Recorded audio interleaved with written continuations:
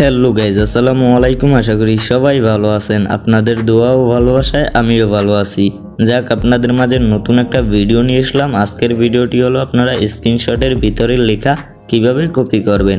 তাহলে বেশি কথা না বলে ভিডিওটি শুরু করা যাক।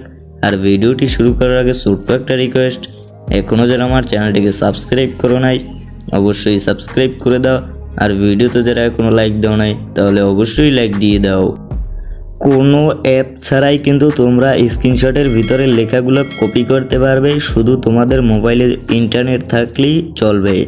তাহলে তোমাদের সবার মোবাইলেই কিন্তু ফটোস নামে এই অ্যাপ্লিকেশনটি কিন্তু সবার মোবাইলেই আছে।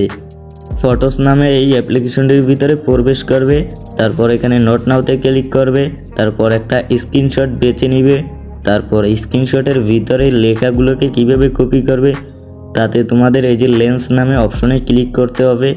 আর হ্যাঁ, অবশ্যই কিন্তু তোমাদের ডাটা অন রাখতে হবে। লেন্স নামে ওটাই ক্লিক করার পর এখানে দেখতেই পারতেছো এরকম একটা অপশন চলে আসবে।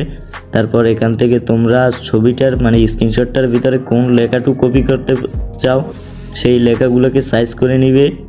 তারপর এখানে পেস্ট মানে চিপে ধরে লেখাগুলোকে কিন্তু কপি করতে পারবে।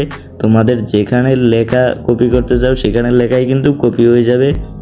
তারপর এখানে দেখতেই পারতেছো লেখাগুলো কিন্তু আমি কপি করে নিতে আসি।